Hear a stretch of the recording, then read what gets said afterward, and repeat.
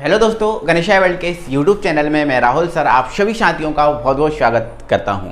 तो साथियों, हमारी कंटिन्यू आपकी जो है ना सीरीज चल रही है 12th केमिस्ट्री, जो हम आपकी सीरीज जो है ना स्टार्ट कर चुके हैं और कंटिन्यू हम इसको चला रहे हैं और 3-4 वीडियो हम आपको दे भी चुके हैं और अच्छे वीडियो हैं, अच्छा कंटेंट आपको प्रोवाइड कर रहे हैं। तो कंटेंट कैसा प्राप्त हो रहा है आपको, उस कंटेंट को हमें ज़रूर बताएं कमेंट बॉक्स में कमेंट लिखकर कि सर हमें अच्छा लग रहा है, आप सेटिस्फाई हो या आपको क्या और डिमांड है।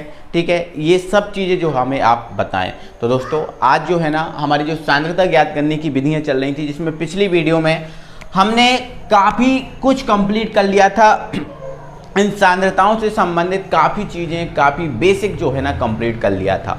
तो मेरे भाई, मैं आपसे साफ साफ कह देता हूँ, ये जो वीडियो है उन्हीं स्टूडेंट के लिए है, उन्हीं छात्र के लिए है जो पिछली वीडियो देख कर आए हैं। जिन्होंने पिछली वीडियो देख ली है वो इस वीडियो को देखें। अगर जिन्होंने पिछली वीडियो नहीं देखी है तो उस वीडियो का जो लिंक है वीडियो के डिस्क्रिप्शन में दे के रखा है, पहले उस वीडियो को देखो और फिर इस वीडियो को देखोगे तो समझ में आएगा बिल्कुल। तो सांद्रता ज्ञात करने की विधियों में हमने 4 विधि कर ली थी, द्रव्यमान प्रतिशत, आयतन प्रतिशत, मूलरता।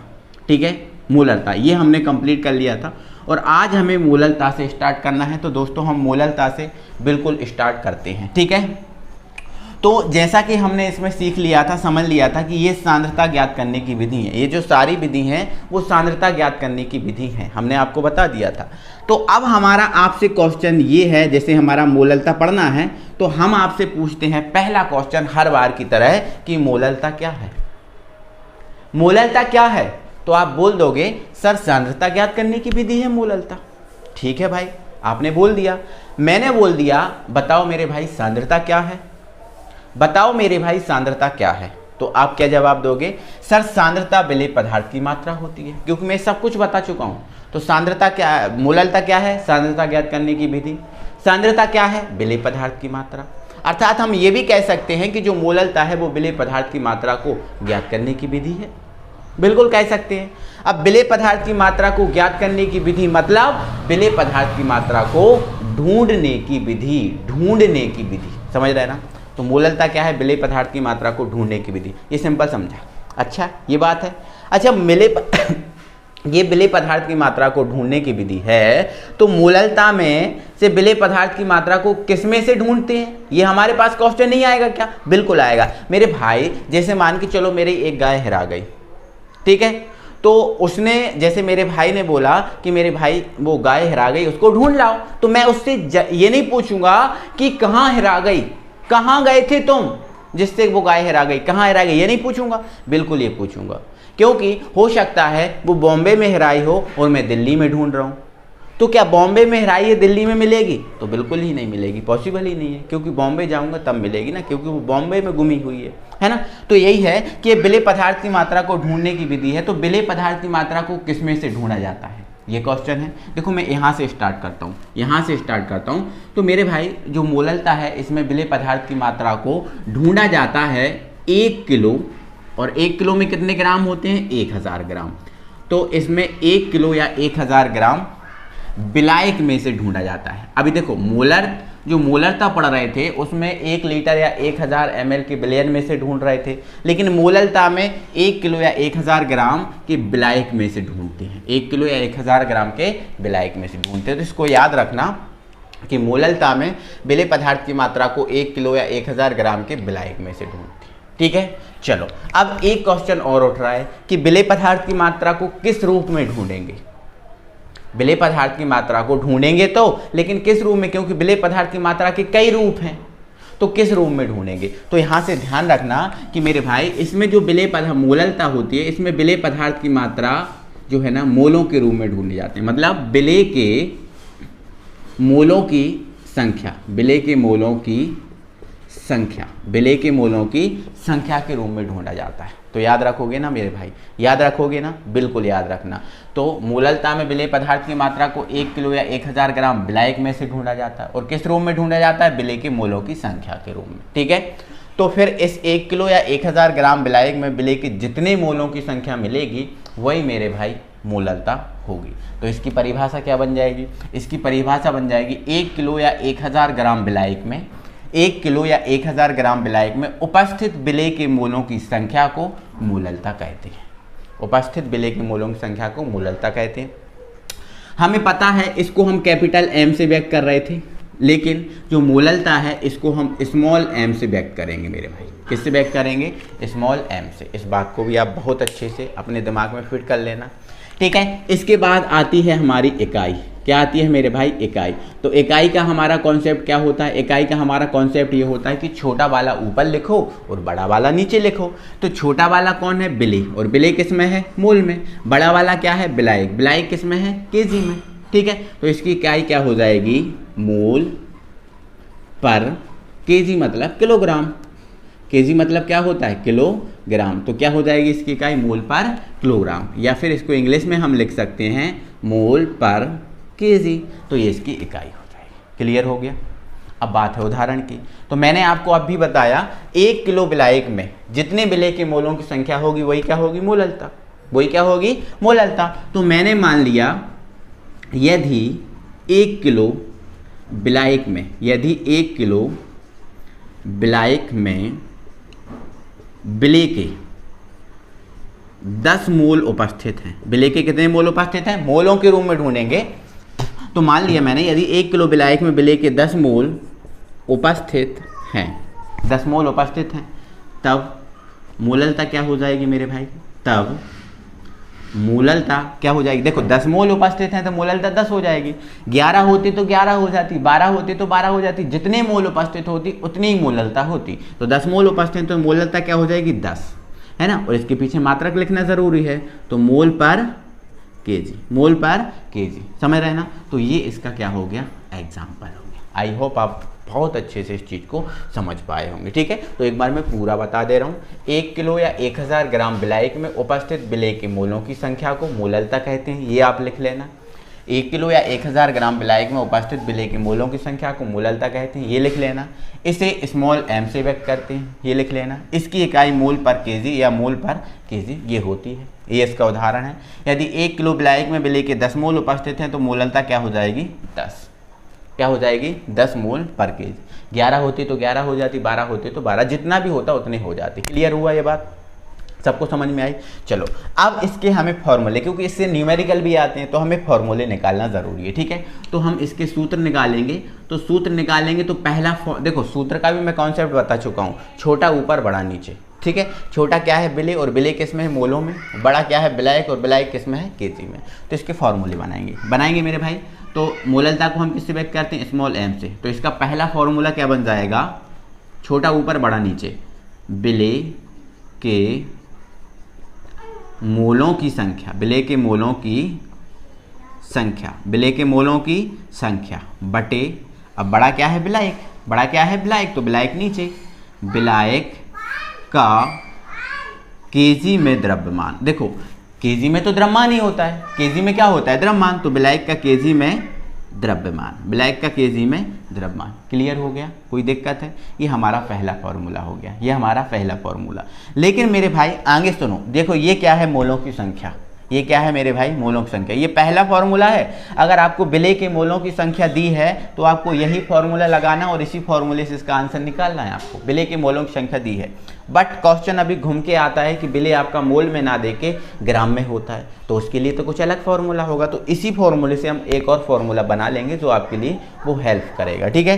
तो देखो मोलों की संख्या को हम किससे व्यक्त करते हैं? n से। हम आपको कल ही समझा चुके थे, मोलों की संख्या को हम किससे व्यक्त करते हैं? n से। ये मोलों की संख्या है, बट ये विलेय की है, तो विलेय की होने के कारण यहाँ पर क्या लगा देंगे? b। बोलो बात सही है? बिल्कुल। तो n भी बराबर क्या हो? देखो हमें पता है मोलों की संख्या बराबर होता है W/m होता है। अगर ये विलेय की है तो यहाँ अगर मैं b लगाऊंगा तो यहाँ भी मुझे क्या लगाना पड़ेगा? b लगाना पड़ेगा। बोलो सही बात है? बिल्कुल लगाना पड़ेगा, बिल्कुल लगाना पड़ेगा, कोई दिक्कत नहीं है। मतलब ये मोलों की संख्या को हम किससे व्यक्त करते हैं? n से, और n से। विलेय की है तो n भी हो जाएगी। और विलायक का द्रव्यमान, द्रव्यमान को हम W से व्यक्त करते हैं। विलायक है तो विलायक को हम किससे व्यक्त करते हैं? a से, और विलेय को हम किससे व्यक्त करते हैं? बी से। तो यहाँ समझना, यहाँ देखो मैंने एक फॉर्मूला लिखा है, इस चीज़ को भी याद रखना, अब भी काम आएगा। तो स्मॉल m बराबर यहाँ से हमारा क्या हो जाएगा, मोलों की संख्या है तो n, और विलेय है तो क्या हो जाएगा b, और ये द्रव्यमान है, क्या है द्रव्यमान, तो द्रव्यमान को हम किससे व्यक्त करते हैं, w से, लेकिन ये विलायक का है, किसका है, विलायक, तो विलायक को हम किससे व्यक्त करते हैं, देखो a से व्यक्त करते हैं, तो यहाँ मुझे लगाना पड़ेगा a। तो m बराबर हो जाएगा NB/W। इसको मैंने शॉर्ट फॉर्म में कन्वर्ट कर दिया है, एक सेकंड में देख ले रहा हूँ आपको दिख रहा है कि नहीं, ठीक है, 1 मिनट मेरे भाई, ठीक है, कोई दिक्कत नहीं, यहाँ दिख रहा है, आप कोई दिक्कत नहीं होगी, ठीक है। अब मैं यहाँ आपको समझाऊंगा, अब यहाँ समझना, देखो मैं इसके बाद यहाँ समझा रहा हूँ, ठीक है, एक लाइन मैंने यहाँ लिख दी, ठीक है, तो यहाँ समझ गए। अब देखो यहाँ NB है और NB की जगह हम क्या लिख सकते हैं, WB और MB लिख सकते हैं, बिल्कुल लिख सकते हैं, ठीक है। तो यहाँ पर ये आपका स्मॉल m ही रहेगा और NB की जगह मैं WB/MB लिख दिया, तो मैंने लिख दिया ये WB, और ये आपका NB की जगह लिख रहा हूँ, NB की W और MB, तो ये आपका MB हो गया। और बटे में देखो एक बात और याद रखो, ये WA विलायक का द्रव्यमान, लेकिन ये द्रव्यमान किस में है, kg में, तो ब्रैकेट में क्यों ना मैं क्या लिख दूँ, kg लिख दूँ, क्योंकि ये kg में है ना, तो ये लिख सकता हूँ, ठीक है। चलो, तो यहाँ से मैंने n की जगह आपका ये फॉर्मूला लगा दिया, और ये आपका WA है तो ये WA रहेगा, और ये WA किस में है, kg में है, याद रखना। चाहे तो इस kg को हटा दो, अभी याद रखना कि kg में। अब मेरे भाई आपको एक फार्मूला मैं कल ही बताया था, अगर मैं देखो मैं यहाँ लिख दे रहा हूँ, अगर ये ऊपर वाला बटे में हो, A/B बटे क्या हो C, तो ऊपर वाला बटे कहाँ जाता है, नीचे चला जाता है, नीचे चला जाता है, और जब ये नीचे जाता है तो क्या बन जाता है, ये जो B C के पास जाता है तो AB × C यहाँ से ये बन जाता है। तो देखो अभी ये ऊपर वाला बटे में है तो ये वाला बटे कहाँ जाएगा, यहाँ, और जब ये वाला बटे यहाँ जाएगा तो स्मॉल m बराबर क्या हो जाएगा, ये आपका WB, ये इसके पास आ गया, तो ये आपका MB, और ये आपका WA है ही किस में है, जो किलो में है, किस में है मेरे भाई, kg में है, ये रहा kg में, किस में रहा मेरे भाई, kg में। अब यहाँ से समझ गए ना मेरे भाई, यहाँ से समझ गए। थोड़ा सा मैं बोर्ड को एडजस्ट करता हूँ ताकि आपको मैं पूरा समझा सकूँ, देखो थोड़ा सा मैंने एडजस्ट किया, ठीक है। अब यहाँ समझना, तो ये तो अभी kg में आया, लेकिन अगर हमें ग्राम में अगर बदलना है, kg को अगर ग्राम में बदलना, तो 1 kg में कितने ग्राम होते हैं, 1000 ग्राम, तो इसको अगर मैं ग्राम में बदलूंगा, तो kg को ग्राम में बदलूंगा तो 1000 से गुणा करूंगा, तो ये ग्राम वाला, देखो अगर kg वाला फॉर्मूला लगाना है तो kg वाला फॉर्मूला ये हो गया आपका, ठीक है, लेकिन ग्राम में बदल दे रहा हूँ, फाइनली फॉर्मूला वही काम में आता है, ठीक है। तो ये तो आपका रहा WB, और kg को ग्राम में बदला तो मैंने कितने से गुणा कर दिया, 1000 से, ये रहा 1000 अपॉन, ये तो आपका MB ही रहा, और ये आपका आ गया WA जो कि आपका किस में है, ग्राम में है, किस में है मेरे भाई, ग्राम में है, ठीक है ना। तो ये आपका जो फाइनली फॉर्मूला जो है ना वो आपका आ चुका है, ये वाला फाइनली फॉर्मूला आपको काम आने वाला है। समझ में आया मेरे भाई बात, समझ में आया, थोड़ा सा और एडजस्ट करता हूँ ताकि आपको पूरा दिख जाए, चलो दिख रहा है, ठीक है। तो m बराबर WB × 1000 अपॉन MB × WA और GM, ये फॉर्मूला आपको काम में आएगा जब आपको विलेय ग्राम में दिया हो। तो जब आपको विलेय ग्राम में दिया है तो ये वाला न्यूमेरिक फॉर्मूला लगा देंगे और आंसर निकाल लेंगे, और जब आपको विलेय मोल में दिया है तो ये वाला फॉर्मूला या फिर शॉर्ट फॉर्म ये वाला लगेगा ही, कोई दिक्कत नहीं है। तो ये दोनों फॉर्मूले ही आपको काम आएंगे, ठीक है। अच्छे से जमा के लिख लेना, थोड़ी सी जगह कम पड़ गई थी इसके कारण मैंने यहाँ पर थोड़ा सा एडजस्ट किया है, क्लियर है मेरे भाई। अब देखो ये क्या है, विलेय का भार, ये विलेय का अणुभार, अणुभार मैंने आपको कल निकालना बताया था, बिल्कुल आप निकाल सकते हो, और ये WA विलायक का द्रव्यमान दिया होगा, और ये वैल्यू पुट करोगे आपका स्मॉल m निकल जाएगा। तो ये फॉर्मूले जब मैं न्यूमेरिकल कराऊंगा तो ये काम में आएंगे, तो इनको अच्छे से बहुत अच्छे से नोट्स बना के अपनी कॉपी में लिख लेना, क्योंकि नोट आपके लिए बहुत ज़रूरी है, नोट्स आपके लिए बहुत ज़रूरी है। जितने ज़्यादा अच्छे नोट्स बनाओगे उतना ज़्यादा आपको पढ़ने में मन लगेगा। देखो मेरे भाई, आप खाना खाते हो तो आपको अच्छा खाना ज़्यादा अच्छा लगता है और अच्छा खाना ज़्यादा खा लेते हो, लेकिन खराब खाना हो तो आप उतना नहीं खा पाते हो, आपको अच्छा नहीं लगता कि सर क्या ये है ना। तो ऐसे ही आप नोट्स अच्छे बनाओगे तो पढ़ने में ज़्यादा मज़ा आएगा, और नोट्स जितने खराब रहेंगे उतना आपका मन भटकेगा, ठीक है। तो यहाँ से आप स्क्रीनशॉट ले लें, मैं एक बार और समझा दूँ क्या, देखो समझा दे रहा हूँ। 1 किलो या 1000 ग्राम विलायक में उपस्थित विलेय के मोलों की संख्या को मोललता कहते हैं, इसे स्मॉल m से व्यक्त करते हैं, और इसकी ये इकाई मोल पर kg। ये इसका उदाहरण हो गया। फॉर्मूला बनाया तो पहला फॉर्मूला छोटा ऊपर बड़ा नीचे, तो विलेय के मोलों की संख्या बटे विलायक का kg में द्रव्यमान, ठीक है, शॉर्ट फॉर्म में बदला, ये आ गया। और NB बराबर ये होता है तो NB की जगह मैंने ये रख दिया, ऊपर बटे में होता है तो वो बटे नीचे आ जाता है। तो ये वाला बन गया जो कि केजी में है, और केजी को ग्राम में बदला तो मैंने 1000 से गुणा कर दिया और ये वाला फॉर्मूला बन गया। ठीक है, तो जल्दी से स्क्रीनशॉट लें और मैं आगे बढ़ाता हूँ चीज़ों को। तो दोस्तों ये हमने कंप्लीट कर लिया है मोललता, और अब है हमारे पास मोललता के बाद फॉर्मलता। तो मेरे भाई चलो ठीक है, नॉर्मलता ही करते हैं पहले, इसके बाद ही करते हैं फॉर्मलता। तो हम देख लेते हैं नॉर्मलता। तो नॉर्मलता का हर बार की तरह क्वेश्चन, नॉर्मलता क्या है तो आप बता दोगे सर सांद्रता ज्ञात करने की विधि है। मैंने आपसे बोला कि नॉर्मलता क्या है, तो आपने जवाब दिया सर नॉर्मलता सांद्रता ज्ञात करने की विधि है। बिल्कुल, मैंने बोला बिल्कुल सही है मेरे भाई, लेकिन सांद्रता क्या है तो आप दोगे सर विलेय पदार्थ की मात्रा। तो मैं कह सकता हूं कि नॉर्मलता विलेय पदार्थ की मात्रा को ज्ञात करने की विधि है, या फिर मैं यूं कहूं कि नॉर्मलता विलेय पदार्थ की मात्रा को ढूंढने की विधि। सिंपल कह सकता हूं, कोई दिक्कत नहीं। ठीक है, तो नॉर्मलता क्या है, विलेय पदार्थ की मात्रा को ढूंढने की विधि। क्लियर है। अच्छा, अब क्वेश्चन आया कि विलेय पदार्थ की मात्रा को ढूंढने की विधि है, तो विलेय पदार्थ की मात्रा को ढूंढूं किस में से, ये क्वेश्चन आता ही आता है, हर बार आता है, इस बार भी आया। तो मेरे भाई नॉर्मलता में जो विलेय पदार्थ की मात्रा है इसको ढूंढा जाता है 1 लीटर, या 1 लीटर में कितने ml होते हैं 1000, 1 लीटर या 1000 ml के बिलियन में से ढूंढा जाता है। क्लियर हो गया। 1 लीटर या 1000 ml के बिलियन में से हम विलेय पदार्थ की मात्रा को ढूंढेंगे किसमें, नॉर्मलता में। ठीक है, लेकिन क्वेश्चन अब ये भी उठता है कि सर विलेय पदार्थ की मात्रा को किस रूप में ढूंढोगे, क्योंकि विलेय पदार्थ की मात्रा के तो कई रूप होते हैं, किस रूप में ढूंढोगे। तो सुनो मेरे भाई, जो विलेय पदार्थ की मात्रा है, इस विलेय पदार्थ की मात्रा को ग्राम तुल्यांक की संख्या में ढूंढेंगे। तो विलेय के ग्राम तुल्यांक की संख्या, ग्राम तुल्यांक की संख्या, अगर आपके नोट्स बने हुए हैं तो एक पेज पलट के देखिए, मैंने ये कल ही बताया था, ये चीज़ मैंने कल ही समझाई थी, एक पेज आप पलट के देख लीजिए, आपको समझ में आ जाएगा। ठीक है, तो 1 लीटर या 1000 ml बिलियन में उपस्थित विलेय के ग्राम तुल्यांक की संख्या को ढूंढा जाता है नॉर्मलता में। ठीक है, तो नॉर्मलता में बिलियन कितने का होता है, 1 लीटर या 1000 ml बिलियन का। विलेय को किस रूप में ढूंढते हैं, ग्राम तुल्यांक की संख्या के रूप में। अब इस 1 लीटर या 1000 ml में विलेय के जितने भी हमें ग्राम तुल्यांक की संख्या मिलेगी, विलेय के हमें जितने भी ग्राम तुल्यांक का संख्या मिलेगी, वही ग्राम तुल्यांक की संख्या नॉर्मलता कहला जाएगी। जैसे मान के चलो 1 लीटर बिलियन में हमें विलेय के 10 ग्राम तुल्यांक की संख्या मिली तो नॉर्मलता 10 हो जाएगी, 15 मिली तो 15 हो जाएगी, 12 मिली तो 12, जितनी भी मिली उतनी हो जाएगी। ठीक है, तो 1 लीटर या 1000 ml बिलियन में उपस्थित विलेय के ग्राम तुल्यांक की संख्या को नॉर्मलता कहते हैं। और नॉर्मलता को मैं कल ही बता चुका था, नॉर्मेलिटी बोलते हैं, तो इसको हम किससे व्यक्त करेंगे, कैपिटल N से। अब हम निकालेंगे इकाई।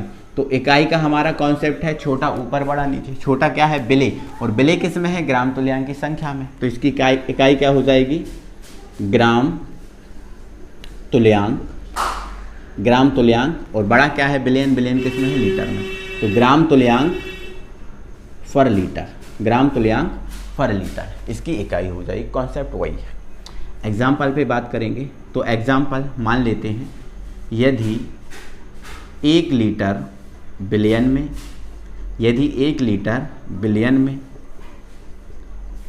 विलेय के, यदि 1 लीटर बिलियन में विलेय के मान लो 20 ग्राम तुल्यांक, देखो 20, अब ग्राम तुल्यांक की संख्या देख रहे हैं तो 20 के पीछे क्या लगा होगा, ग्राम तुल्यांक।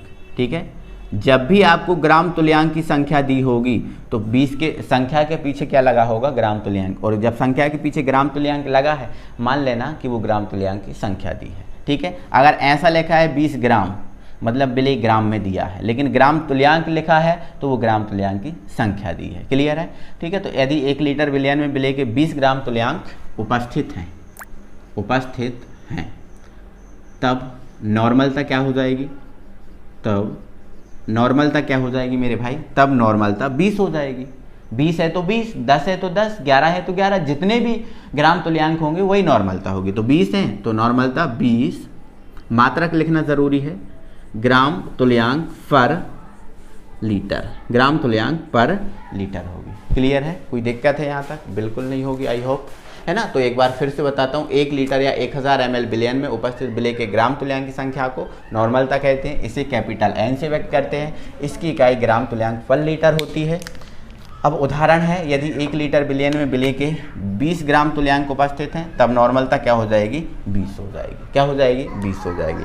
तो आई होप दोस्तों समझ में आ रहा होगा, कोई दिक्कत नहीं होगी। अगर आप बिल्कुल अच्छे से समझ रहे हैं, बिल्कुल सीरियसली इस चीज़ को समझ रहे हैं, तो मैं गारंटी से कह रहा हूँ कि आपको समझ में आएगा, क्योंकि मैं समझा ही उसी तरीके से रहा हूँ ताकि आपको समझ में आ जाए। ठीक है, तो एक बार मेरे भाई अभी तक वीडियो को लाइक नहीं किया तो जल्दी से यार वीडियो को लाइक कर दीजिए।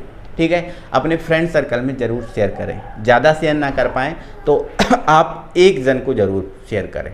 ठीक है, एक जन को ज़रूर शेयर करें, जिससे हमारा भी सपोर्ट हो और आपका भी फ़ायदा हो, क्योंकि जितना ज़्यादा आप मुझे सपोर्ट करेंगे उतने ज़्यादा मैं मेहनत करूँगा और अच्छा भी लगता है। अगर कोई साथ, जैसे मान के चलो कोई वक्ता भाषण दे रहा है, अगर उसको तालियों की आवाज़ ही नहीं आए तो उसका हौसला गिर जाता है। तो इसी प्रकार अगर आप मुझे सपोर्ट करेंगे तो उतना ज़्यादा मैं मेहनत करूँगा। ठीक है, तो ये उदाहरण हो गया।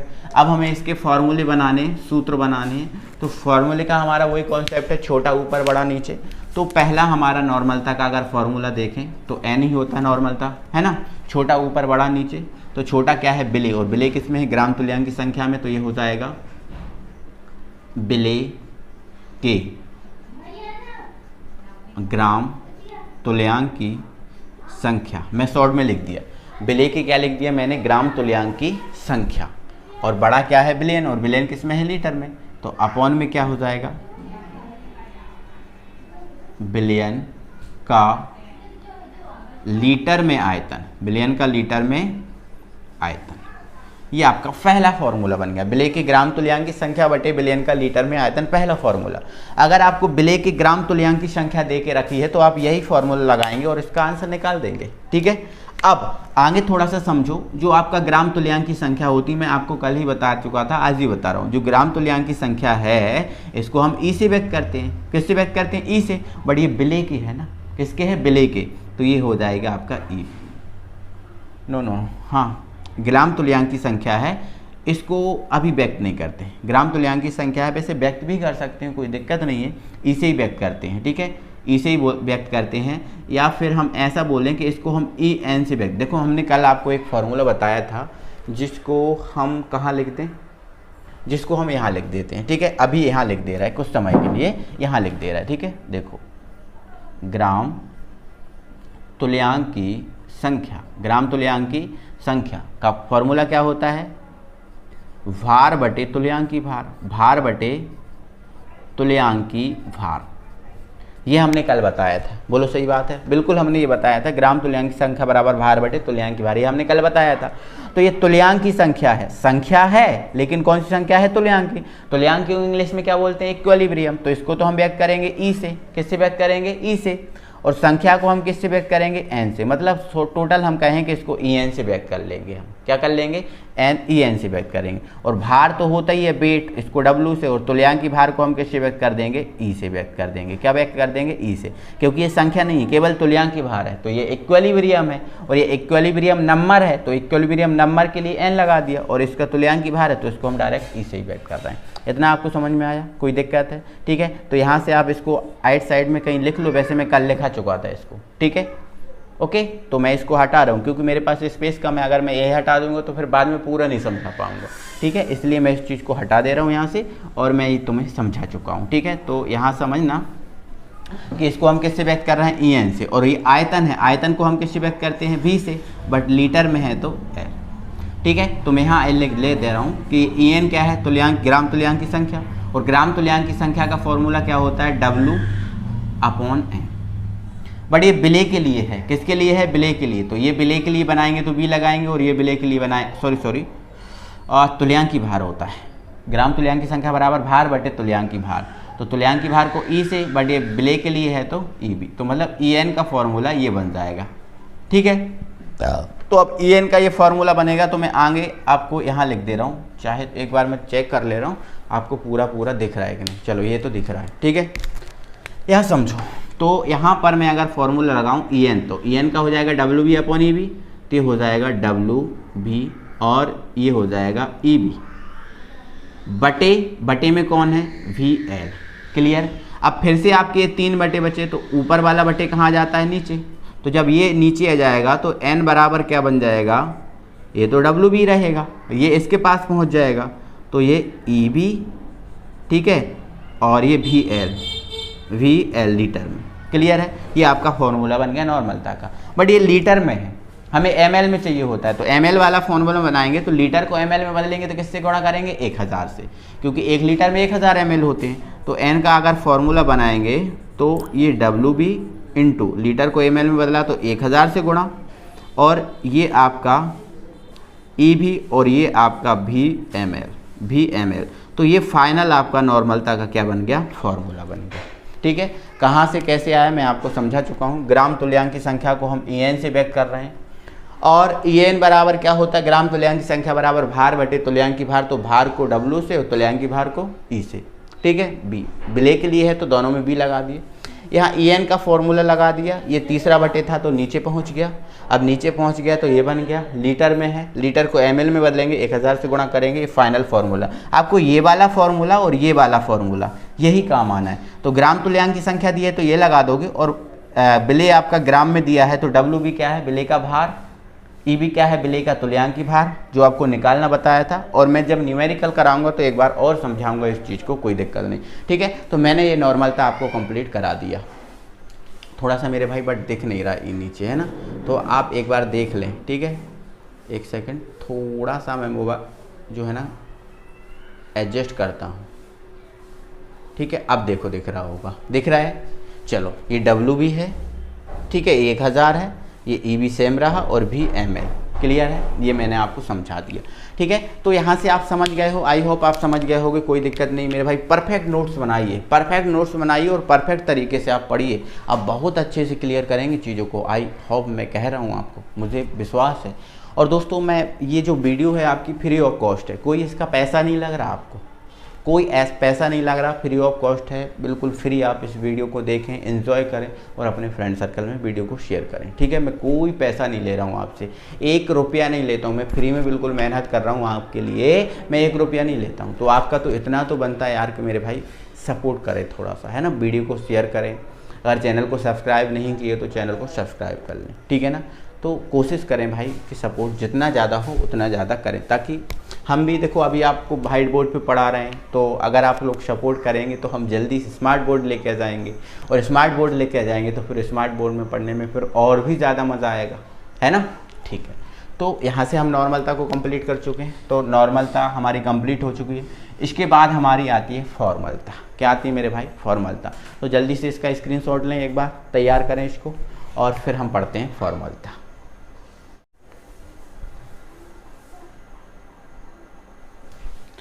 तो भाई डालें हेडिंग फॉर्मलता। तो मैंने हर बार की तरह जैसे हमारे यहाँ क्वेश्चन हुआ करता था, वही क्वेश्चन हमारा सेम यहाँ है कि मेरे भाई फॉर्मलता है क्या? क्या है फॉर्मलता? तो आपने जवाब दिया कि सर फॉर्मलता सांद्रता ज्ञात करने की विधि है। बिल्कुल आपने जवाब दिया।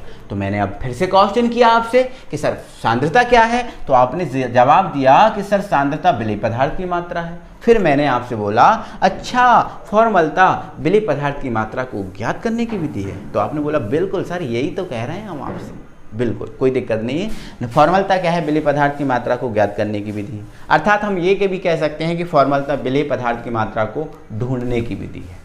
अब ढूंढने से क्वेश्चन आया कि किसमें से ढूंढे, तो इसका आंसर सुनो। तो जो फॉर्मलता है इसमें जो विलयन होता है वो 1 लीटर या 1000 ml का लिया जाता है।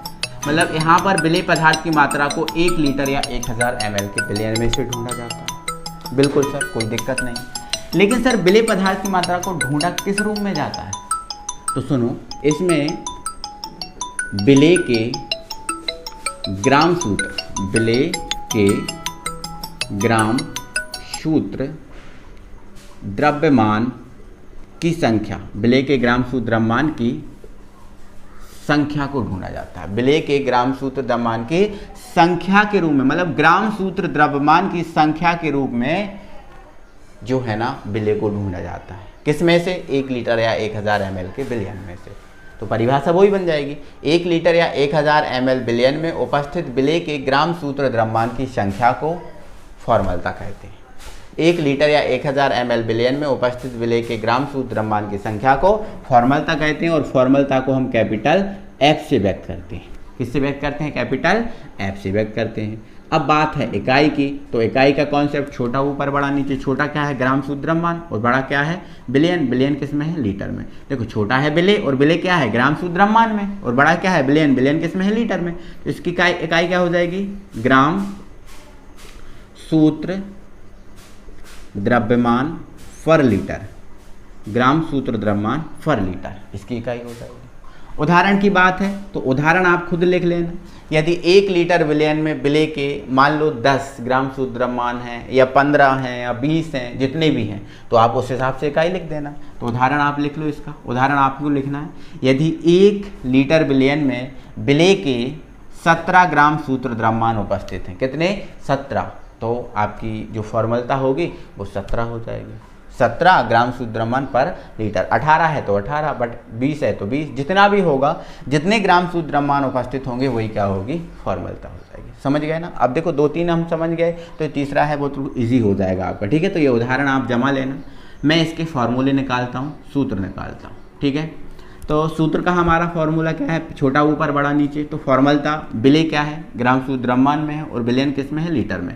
तो पहला फॉर्मूला क्या बन जाएगा मेरे भाई, तो बन जाएगा, एक सेकंड, ये थोड़ा सा मिस्टेक हो गया, बिले के ग्राम सूत्र। देखो मेरे भाई, मैं बिल्कुल भी सीरियसली, बिल्कुल सीरियस पढ़ा रहा हूँ मैं आपसे बिल्कुल सीरियस पढ़ा रहा हूँ। तो आपका भी काम है बिल्कुल सीरियसली पढ़ें और चीज़ों को समझें। और आपका ये 12th क्लास है, और 12th क्लास में अगर आप अच्छा परसेंटेज बना लोगे तो कई चीज़ें आपकी डिसाइड हो जाएंगी। यहीं 90% नौकरी तो आपकी लगी गई, 90% जॉब तो आपकी लगी गई, क्योंकि आपने 12th में अच्छा परसेंटेज बनाया। और जिसका 12th में अच्छा परसेंटेज होता है उसकी 90% नौकरी मान लो लगी जाती है, क्योंकि जो जॉब में जो मेरिट लिस्ट बनती है वो 12th के आधार पे ही बनाई जाती है।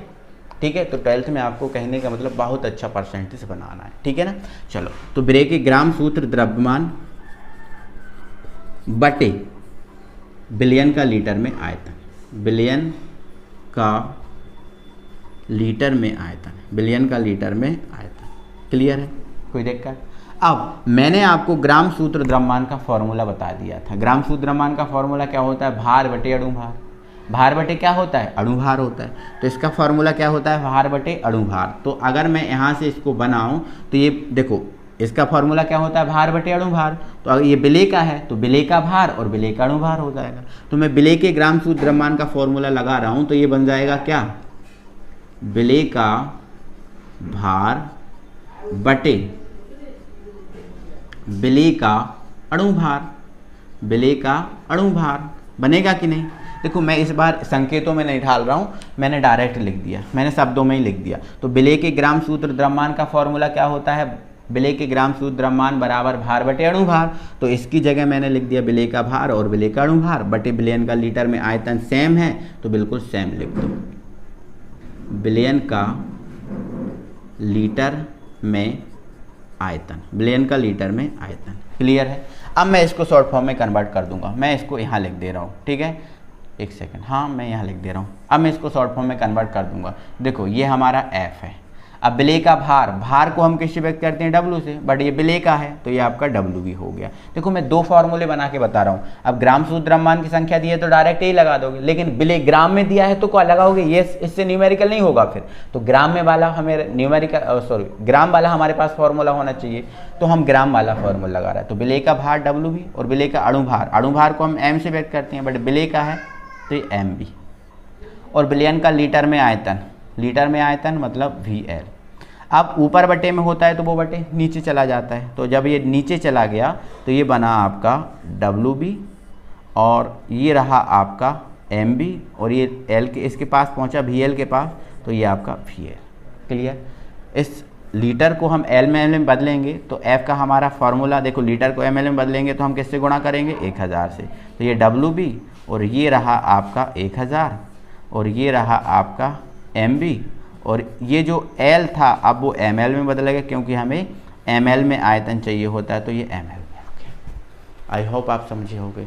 देखो हमने कई चीज़, देखो हमने मोलरता में ये किया, मोलरता, नॉर्मलता, फॉर्मलता, इतनी विधि पढ़ी, सब यही प्रोसेस तो कर रहा हूँ मैं।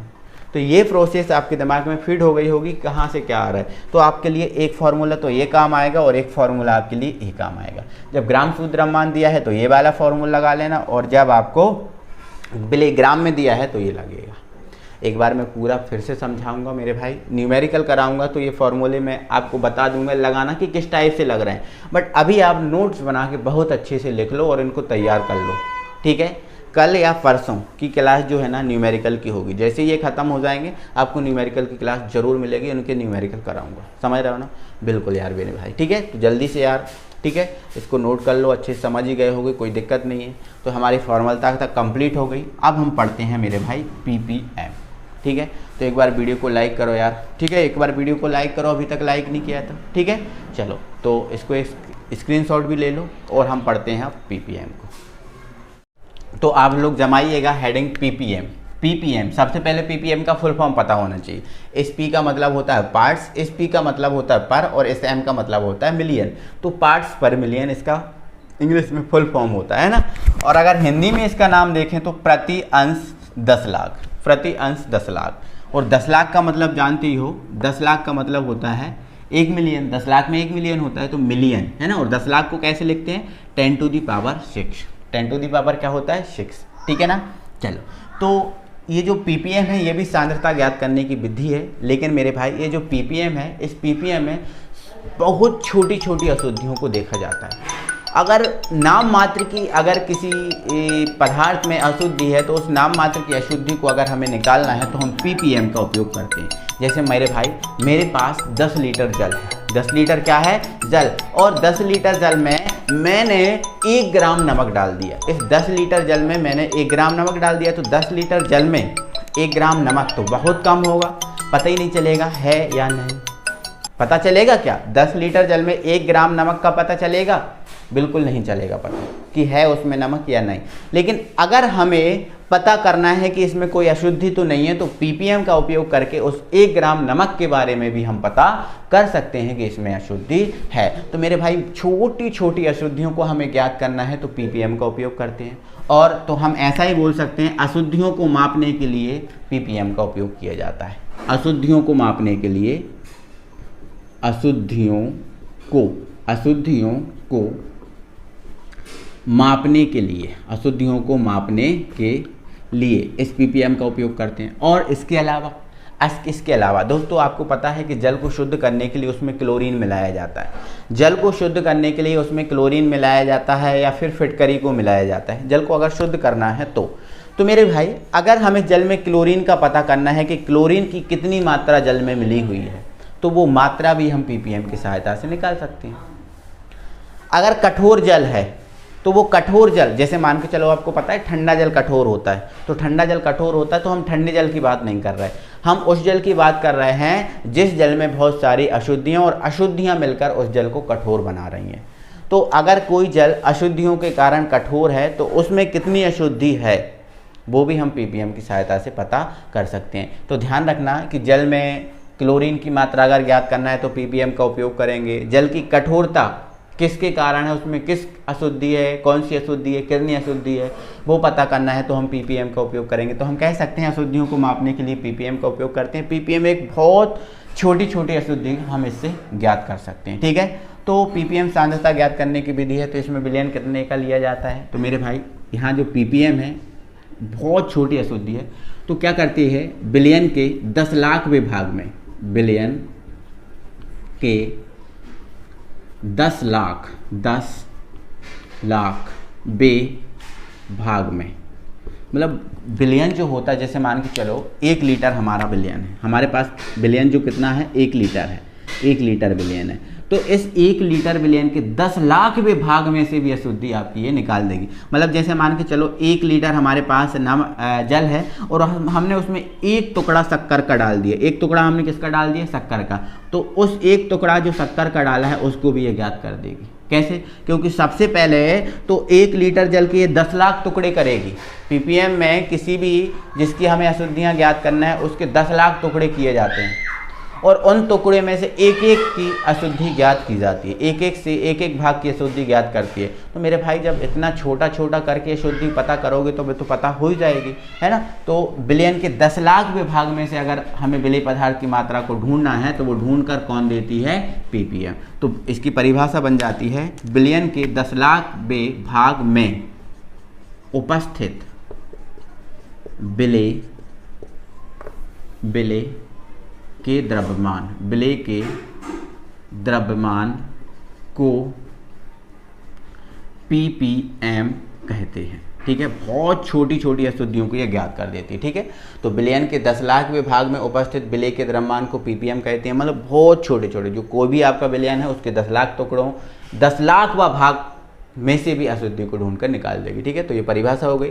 इसको व्यक्त भी ppm से करते हैं और इसका मात्रक भी ppm होता है। तो आप लिख सकते हो इसे ppm से व्यक्त करते हैं और इसका मात्रक भी ppm होता है। ठीक है, चलो, तो ये तो इसकी परिभाषा हो गई। ठीक है, अब इसका सूत्र बनेगा ppm का। तो ppm का एक ही सूत्र है, विलेय का द्रव्यमान, विलेय का द्रव्यमान बटे में किसका आएगा, विलयन का द्रव्यमान, विलयन का द्रव्यमान, विलेय का द्रव्यमान बटे विलयन का द्रव्यमान इंटू 10⁶, क्योंकि 10 लाख में भाग निकालते हैं ना, तो इंटू हम क्या करते हैं 10⁶। तो ये हमारा जो ppm है, इस ppm का फॉर्मूला होता है। एक्चुअल में होता क्या है मेरे भाई, मैं थोड़ा सा स्पष्ट कर दे रहा हूँ। ये बिलियन के कितने भाग करती है, 10 लाख भाग करती है। तो अगर मैं इस बिलियन के 10 लाख भाग करूँगा, तो इसमें 10 लाख भाग करूँगा तो 10⁶ से भाग लगाना पड़ेगा। अब 10⁶ से भाग लगाना पड़ेगा, तो फर्स्ट सेकंड थर्ड वाला कहाँ जाता है, ऊपर चला जाता है। तो ये वाला 10⁶ ऊपर चला जाता है, यहाँ आ जाता है, इसलिए हम कहते हैं कि यहाँ 10⁶ से गुणा करते हैं। लेकिन वास्तविकता ये है कि 10 लाख में भाग में से निकालती है, मतलब बिलियन के 10 लाख भाग करने पड़ते हैं, तो इसमें हम 10⁶ से भाग लगाते हैं तो वो ऊपर। तो ये ppm का क्या बन गया, फॉर्मूला। तो ये सांद्रता ज्ञात करनी, ये हमारे फॉर्मूले, यही फॉर्मूला हमारे लिए काम आएगा। मैं बताऊंगा कैसे लगेगा। जब न्यूमेरिकल करोगे तो ये बहुत अच्छे से समझ जाओगे कौन सा फॉर्मूला कहाँ यूज़ हो रहा, कहाँ उपयोग हो रहा है। ठीक है, तो ये हमारी सांद्रता ज्ञात करने की विधि थी, ppm। और हमारा अब लास्ट विधि बची है जो आपकी मूल प्रभास है। क्या है, मूल प्रभास। इस मूल प्रभास को मैं अलग से समझाऊंगा आपको। ये मूल प्रभास थोड़ा सा एक बड़ा टॉपिक भी, ऐसा हम कह सकते हैं कि थोड़ा बड़ा टॉपिक है, तो मैं इसको अलग से स्पष्ट करूंगा। पूरा इसका व्यंजक वगैरह भी होता है, मैं सब कुछ अलग से समझाऊंगा मूल प्रभास को। तो सांद्रता ज्ञात करने की इस मूल प्रभास को छोड़ दिया जाए तो बाकी 7 विधियां जो हैं वो आपकी कंप्लीट, मतलब अगर हम देखें तो ये पूरा कंप्लीट हो गया सांद्रता ज्ञात करने की विधियों में। क्लियर हो रहा है आपको? तो एक बार ज़रूर वीडियो को मेरे भाई लाइक कीजिए, वीडियो को लाइक करके चैनल को सब्सक्राइब भी कर लीजिए और अपने एक फ्रेंड में ज़रूर शेयर कीजिए। इससे धीरे धीरे करके हमारा भी परिवार जो है ना बड़ा हो जाएगा। ठीक है, तो मिलते हैं अगली वीडियो में। और अगर आप चाहते हो कि दोनों वीडियो, देखो पिछला पार्ट और ये पार्ट दोनों मिला के आप डाल दो, तो बिल्कुल मैं ये भी कर सकता हूँ। बट आज तो यही सेकंड पार्ट आएगा। फर्स्ट पार्ट मैंने कल दे दिया है। फर्स्ट पार्ट देख लिया है तो इस पार्ट को बहुत अच्छे से समझ में आ गया होगा। और जिसने फर्स्ट पार्ट नहीं देखा है तो पहले फर्स्ट पार्ट को कवर करें और फिर इसको देखें तो ज़्यादा मज़ा आएगा। ठीक है, और दोनों को मैं एक साथ भी आपको वीडियो अपलोड कर दूँगा, तो वो भी आप समझ लेना, बिल्कुल एक वीडियो में मिल जाएगा। ठीक है, चलो तो दोस्तों मिलते हैं अगली वीडियो में। कल हम पढ़ेंगे मूल प्रभास, इसके बाद हम पढ़ेंगे न्यूमेरिकल। ठीक है, तो तब तक के लिए थैंक यू वेरी मच।